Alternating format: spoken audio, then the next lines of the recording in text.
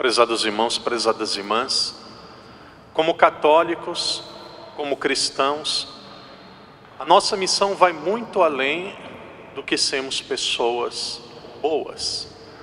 Participar da Santa Missa, cumprir os preceitos religiosos, ser um bom esposo, uma boa esposa, um bom pai, uma boa mãe.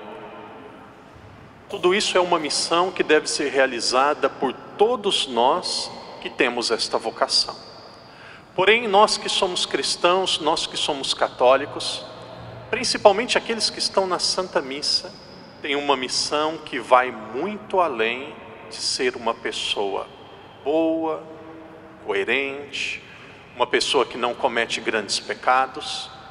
A nossa missão é guiar a sociedade.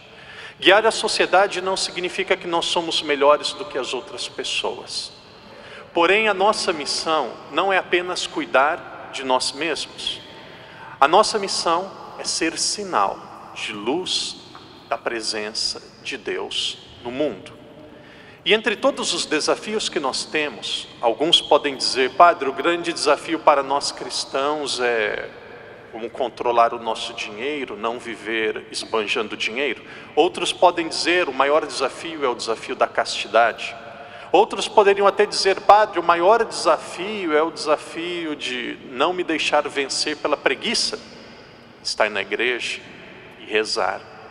Porém, o Evangelho de hoje nos diz que um dos maiores desafios é o desafio da caridade fraterna. O que significa o desafio da caridade fraterna? Muitas pessoas pensam que caridade é apenas oferecer dinheiro, é oferecer tempo às pessoas que estão em necessidade. Caridade fraterna é não destruir o outro com as nossas palavras. Em palavras mais simples, trocando em miúdos, o Evangelho de hoje nos diz que nós cristãos, que nós católicos, não podemos ser fofoqueiro, bisbilhoteiros, cuidar de uma forma demasiada da vida dos outros e principalmente daquilo que não é bom na vida dos outros. E como que tem pessoas fofoqueiras na igreja? Como que existem pessoas na igreja que gostam de cuidar da vida dos outros? Já ouvi algumas pessoas me dizendo: Padre, não vou na igreja e não vou na Sé Catedral porque as pessoas lá, quando eu chego, olham de cima a baixo como que eu estou e as pessoas comentam da minha vida. Não vou à igreja porque na igreja tem muitas pessoas ruins. A minha vontade é dizer: mas tem mais espaço para outra pessoa que também é ruim, para outra pessoa que é imperfeita. Seja bem-vindo. Ninguém é perfeito. A razão que nós estamos na igreja não é porque alguém olha a nossa roupa ou não olha a nossa roupa. A missão que nós estamos, a motivação que nós estamos na igreja não é porque as pessoas falam ou não falam da nossa vida. A missão, o objetivo, a razão é unicamente Deus. Abrindo um parênteses, daqui a pouco o padre volta no raciocínio. A Igreja Católica vive um momento de profunda dor. Nós vivemos momentos de profundo sofrimento. O escândalo, e durante esta semana o Evangelho nos falava sobre escândalos, é algo que dói no coração de cada cristão. Quando Jesus falava sobre o escândalo, e eu estou falando de todo tipo de escândalo, principalmente da pedofilia, o Evangelho é tão claro, começando pelo fim, daqui a pouco eu vou no Evangelho. Na última semana o nosso bispo, Dom Stephen, deu uma entrevista para o Clarim, e perguntaram para ele sobre pedofilia na diocese de Macau. Ele disse: graças a Deus, até hoje não houve nenhuma denúncia, não é caso, é denúncia, não houve nenhuma denúncia. Mas se houver alguma denúncia, aqui nessa diocese, tolerância zero. Tolerância zero. Palavras dele. O Evangelho diz assim: palavras de Jesus, palavras duríssimas. O problema é que às vezes nós lemos o Evangelho como estamos lendo jornal e outra coisa e não vamos profundamente. O Evangelho diz assim: se uma pessoa comete um escândalo contra um destes pequeninos, Padre Armindo, doutor em Bíblia, poderia dizer que pequeninos vai muito além do que crianças, mas vamos falar das crianças. Aqueles que cometem um escândalo com uma criança, Jesus diz, seria melhor que esta pessoa amarrasse uma pedra no pescoço e se lançasse no mar. Em outras palavras, é melhor um bispo, um papa, um padre, uma irmã, professores de colégio, padrastos. Os maiores casos de pedofilia não estão na Igreja Católica, estão nos colégios, estão nas famílias, mas claro que a imprensa não vai falar isso, porque isso não convém, mais fácil criticar a igreja e os padres. E Jesus diz, é melhor uma pessoa que comete um escândalo contra uma criança cometer suicídio do que fazer isto. Porque uma pessoa que comete o suicídio, ela está fazendo mal a ela mesma. Ela está destruindo a vida dela mesma.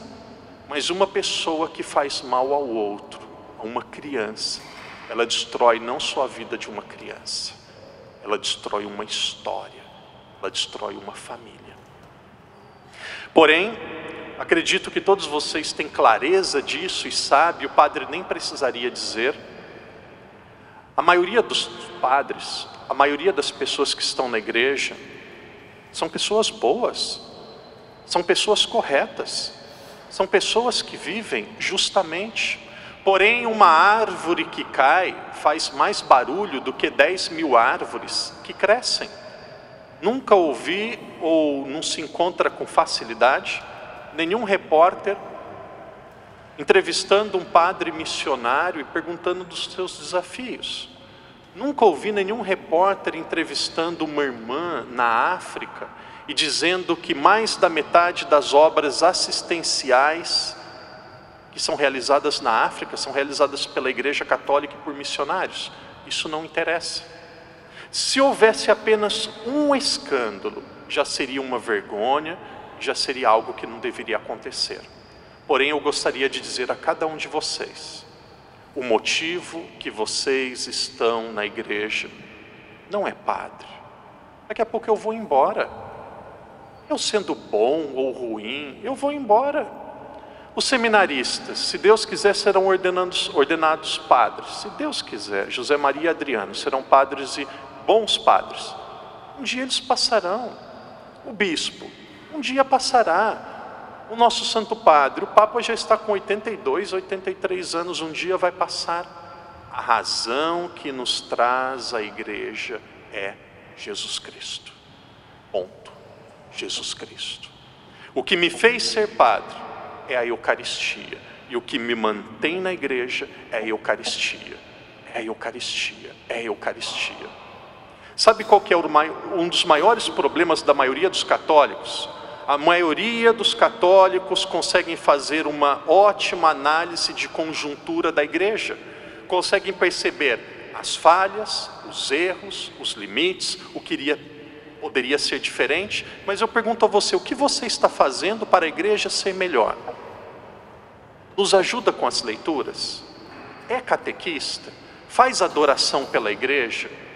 Ensina a catequese para o seu filho em casa? Ensina o filho a rezar em casa? Usa um crucifixo e mostra que é católico? Quando chega no emprego ou num restaurante, faz pelo menos o sinal da cruz antes de uma refeição? E agora entra esse desafio a cada um de nós. O que nós estamos fazendo para a igreja ser mais santa e ser melhor?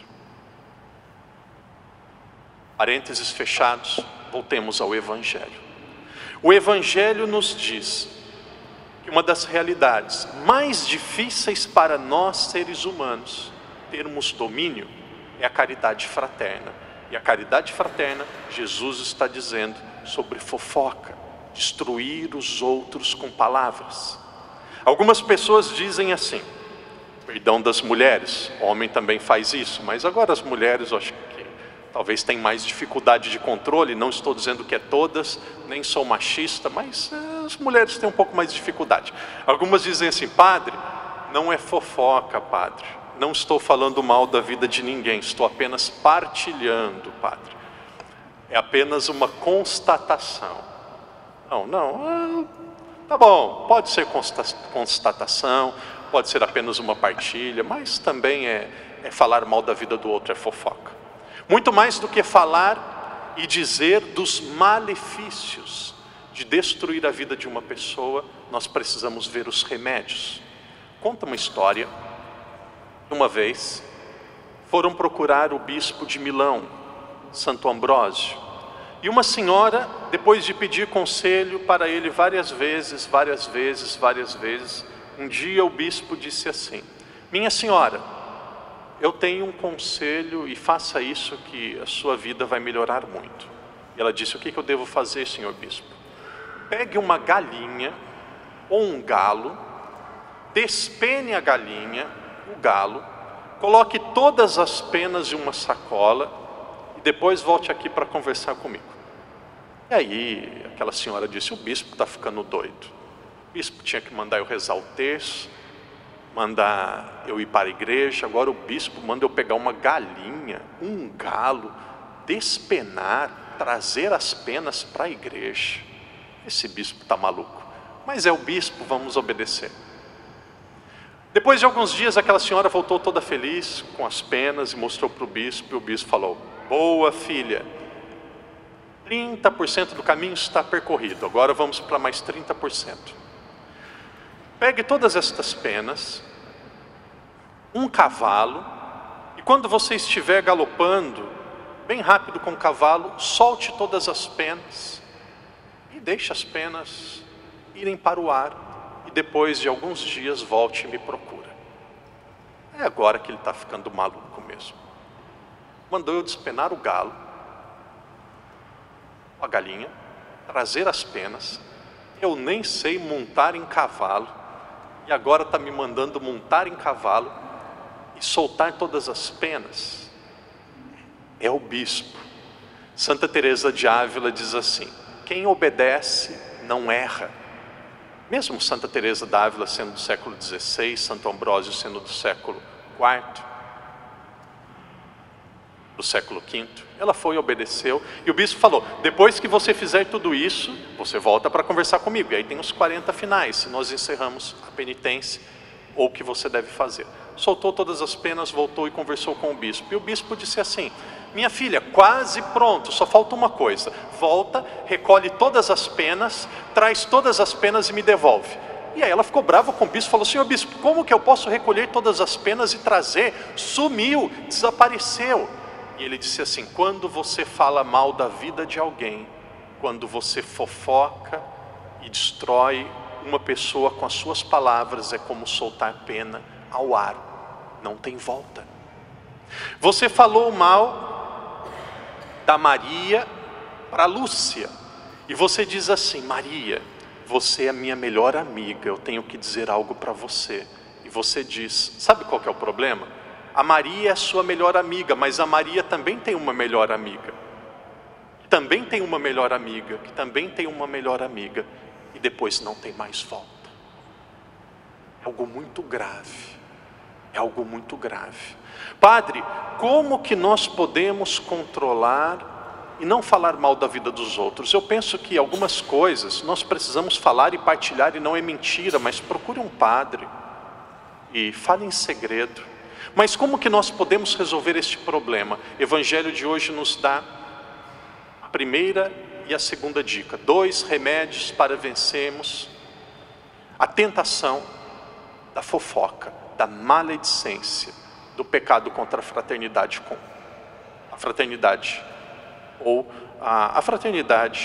ou a caridade fraterna. Primeiro conselho: olhe para si mesmo. Olhe para si mesmo. Você não é perfeito, você não é perfeita, tem vícios, tem defeitos, tem tendências. O diabinho está rondando na sua cabeça, no seu coração. Imagine se tudo aquilo que você pensa Imagine se tudo aquilo que você imagina as pessoas soubessem. Ih, padre, eu morreria, padre, que vergonha só de pensar nisso. Se Deus tem tanta paciência para conosco, que somos pecadores, temos tendências, pecados, dificuldades, por que nós não temos paciência para com o outro?